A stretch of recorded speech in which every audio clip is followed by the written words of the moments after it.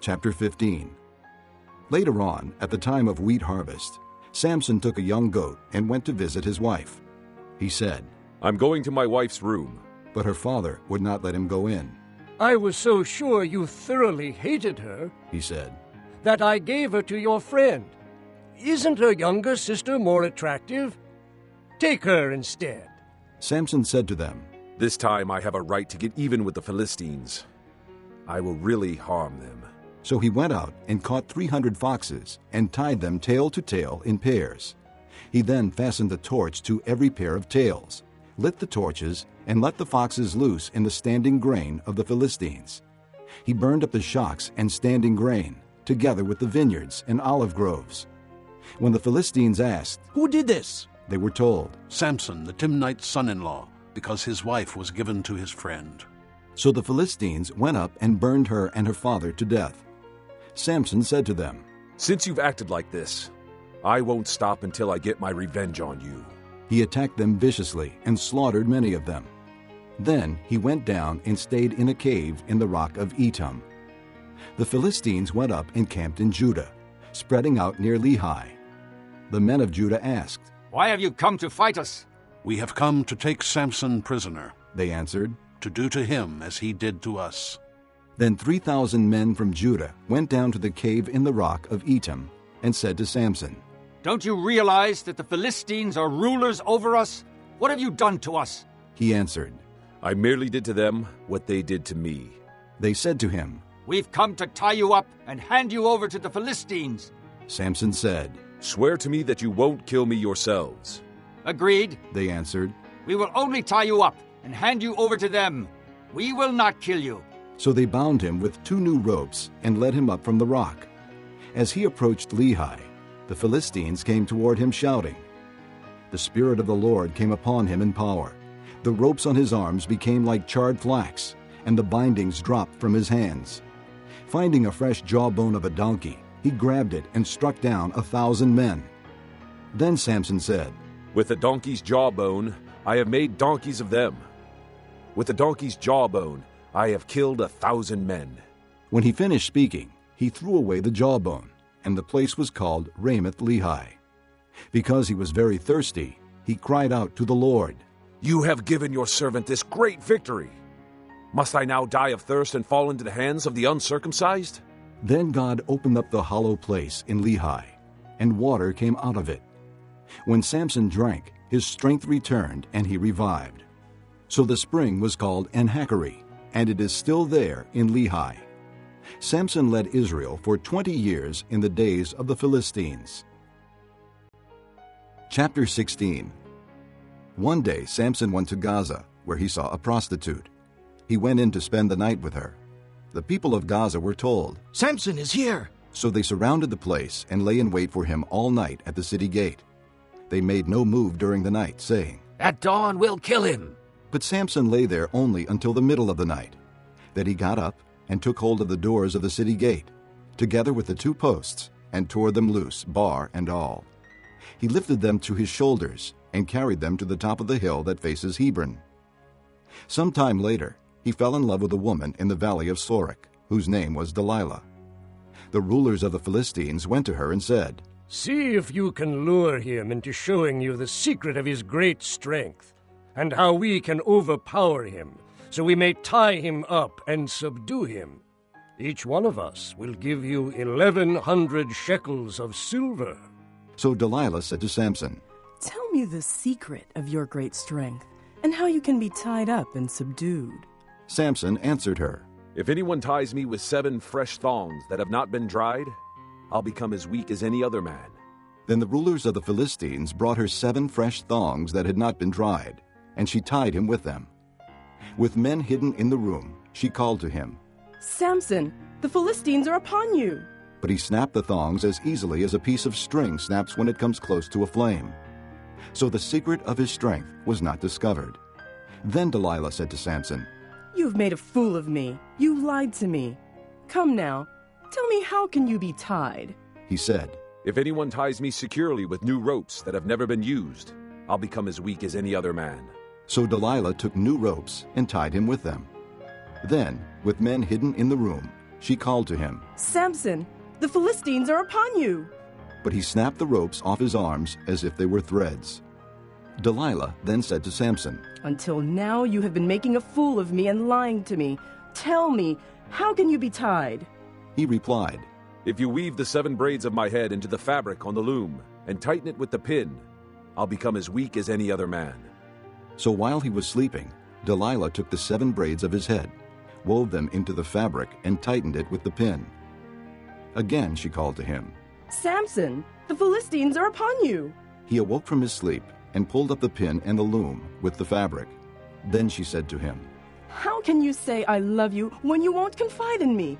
This is the 3rd time you have made a fool of me and haven't told me the secret of your great strength. With such nagging, she prodded him day after day until he was tired to death. So he told her everything. No razor has ever been used on my head, He said, because I have been a Nazirite set apart to God since birth.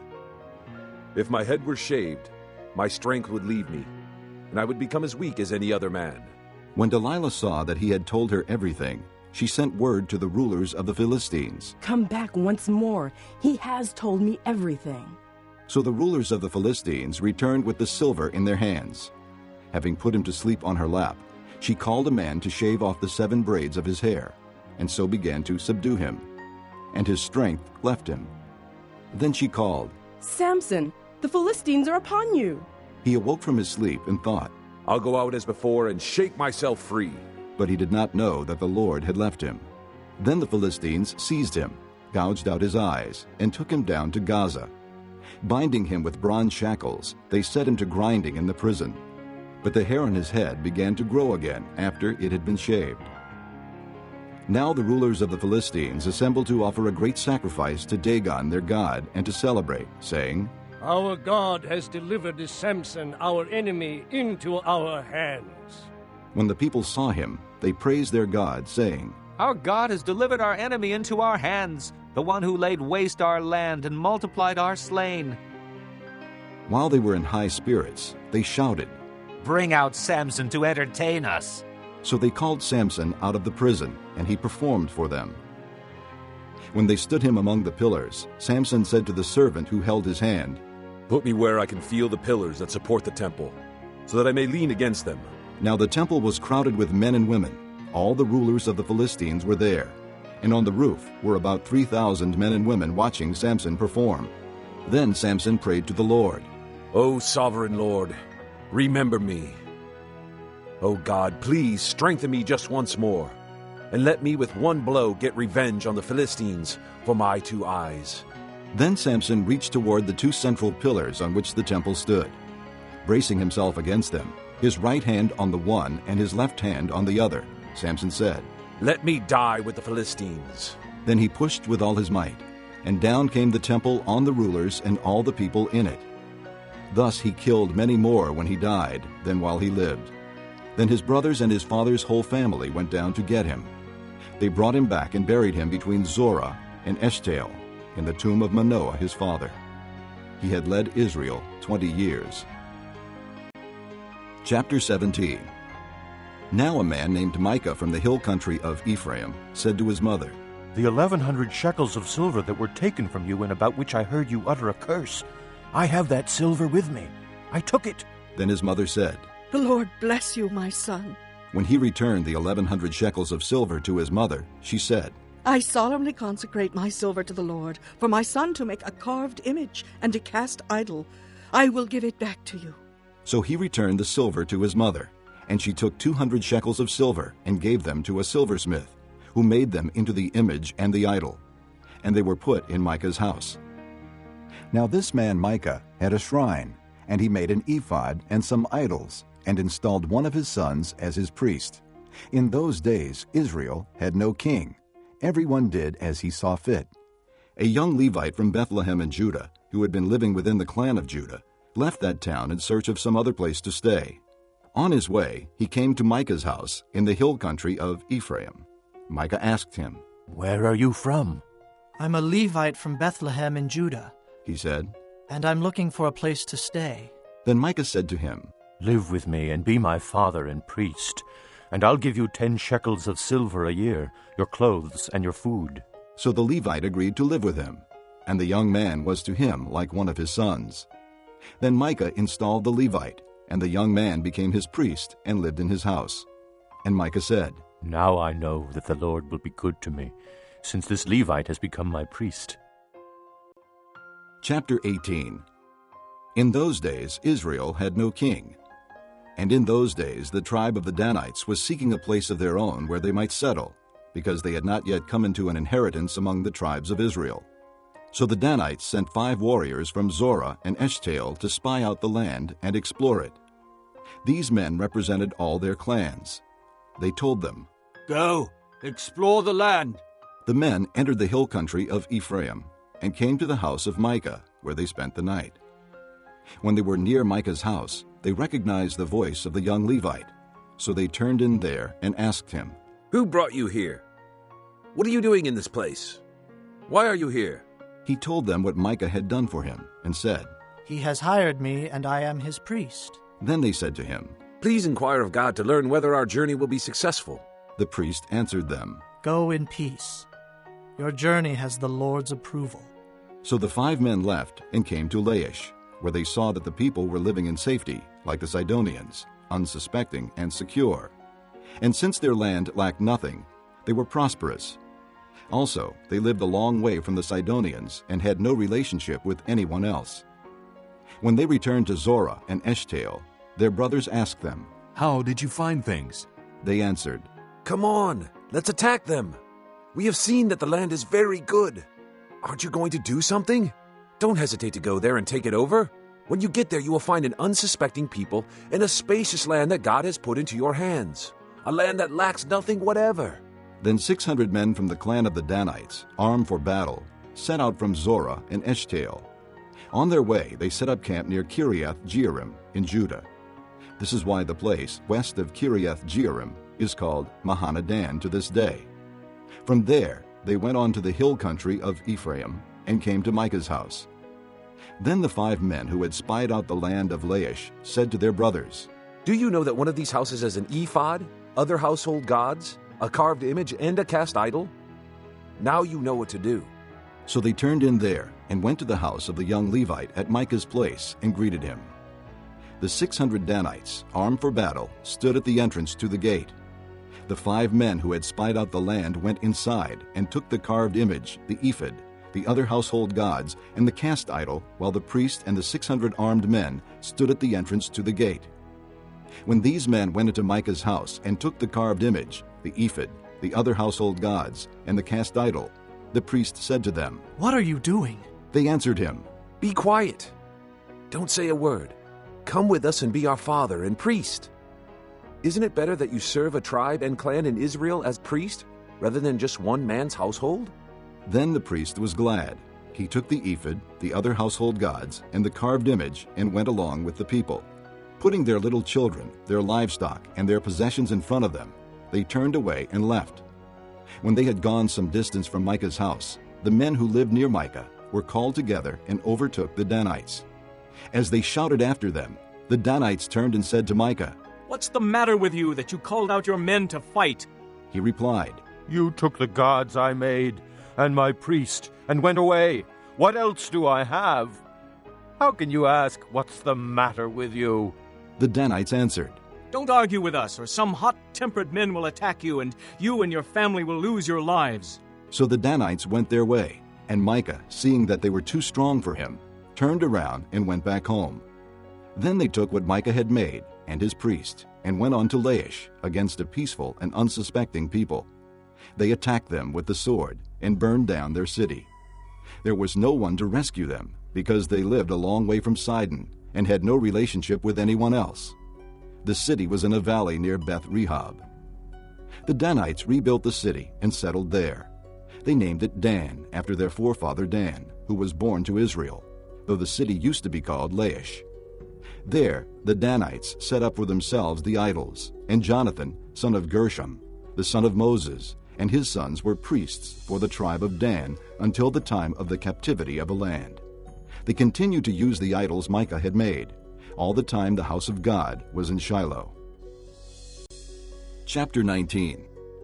In those days Israel had no king. Now a Levite who lived in a remote area in the hill country of Ephraim took a concubine from Bethlehem in Judah. But she was unfaithful to him. She left him and went back to her father's house in Bethlehem, Judah.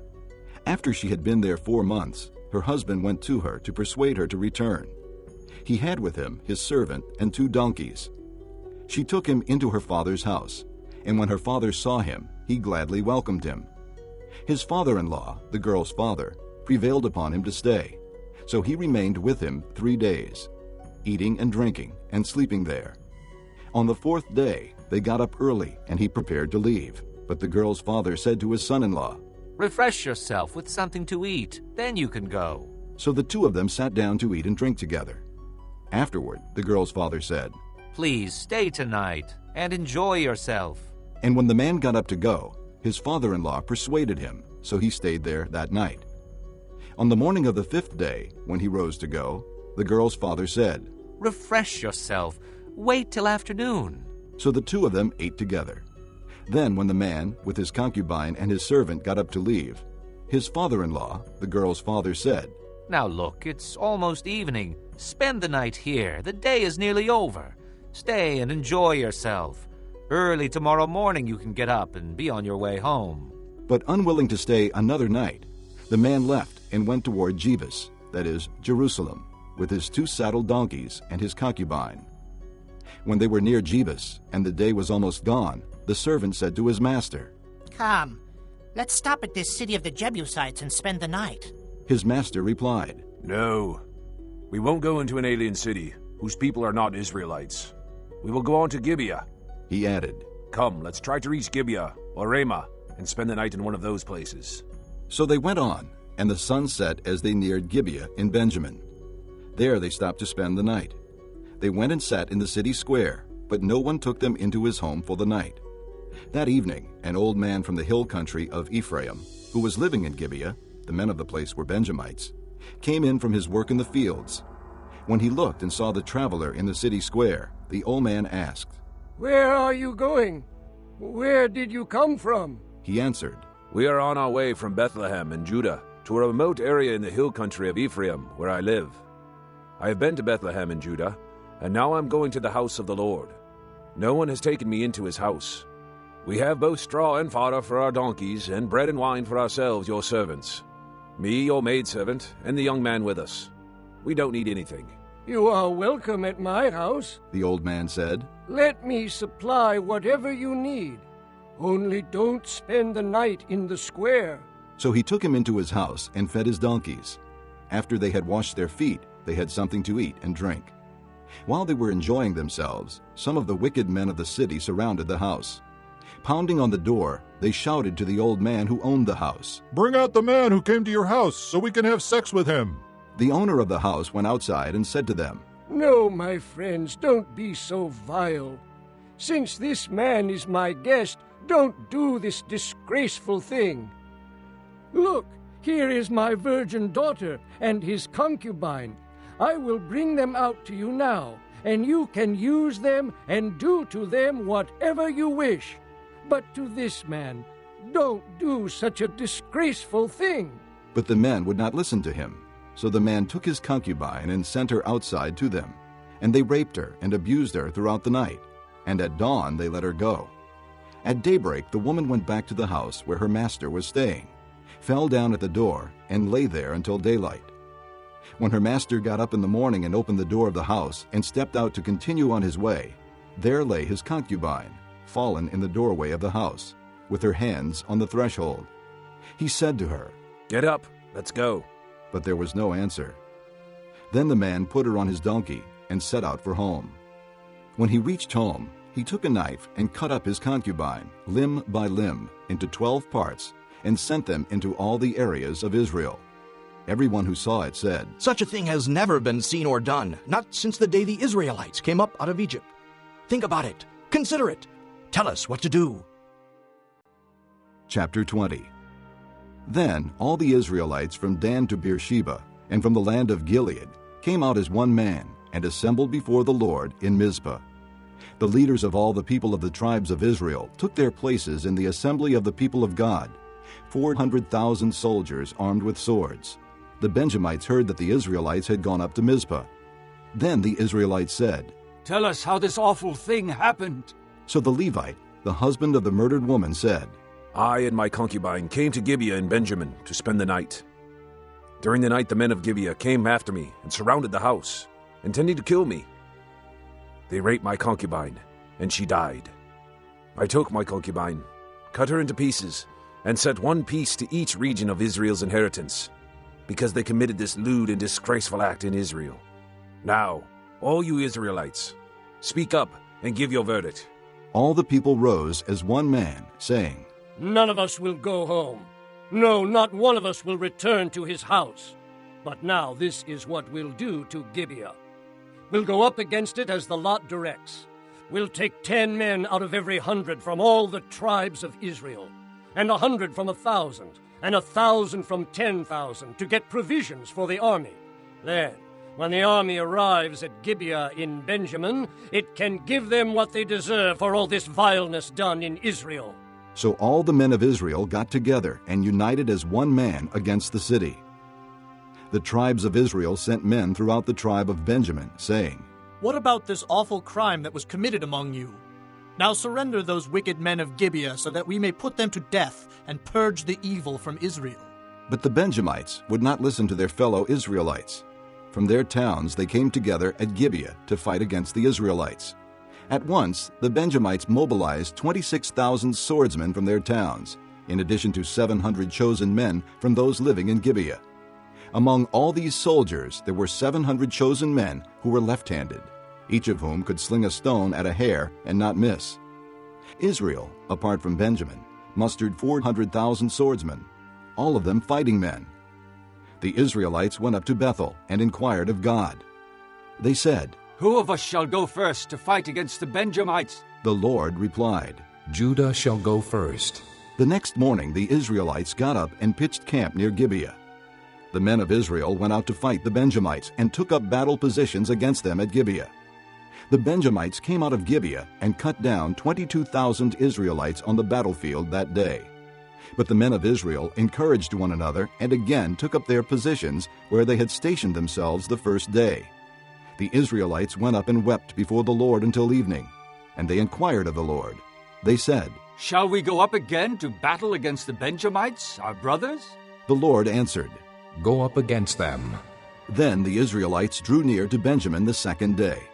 This time, when the Benjamites came out from Gibeah to oppose them, they cut down another 18,000 Israelites, all of them armed with swords. Then the Israelites, all the people, went up to Bethel, and there they sat weeping before the Lord.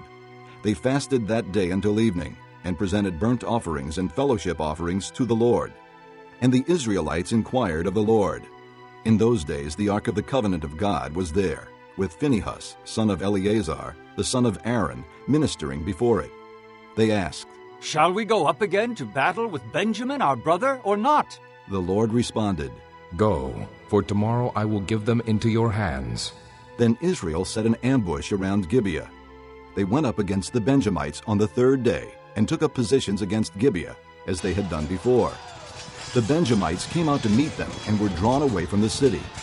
They began to inflict casualties on the Israelites as before, so that about 30 men fell in the open field and on the roads, the one leading to Bethel and the other to Gibeah. While the Benjamites were saying, We are defeating them as before, the Israelites were saying, Let's retreat and draw them away from the city to the roads. All the men of Israel moved from their places and took up positions at Baal Tamar, and the Israelite ambush charged out of its place on the west of Gibeah. Then 10,000 of Israel's finest men made a frontal attack on Gibeah. The fighting was so heavy that the Benjamites did not realize how near disaster was. The Lord defeated Benjamin before Israel, and on that day the Israelites struck down 25,100 Benjamites, all armed with swords.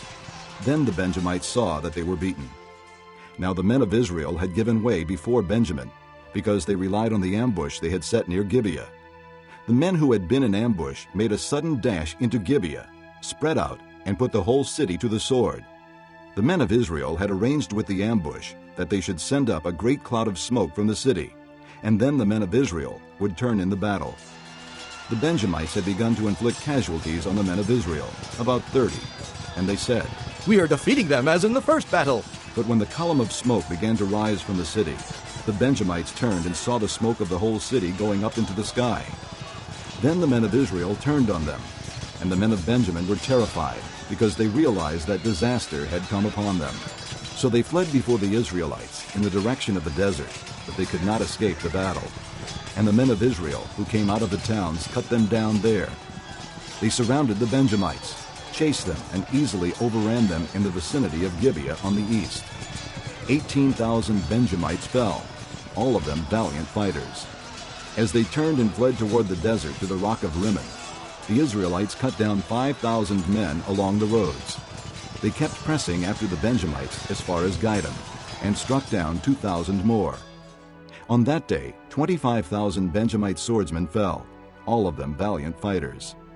But 600 men turned and fled into the desert to the rock of Rimmon, where they stayed 4 months.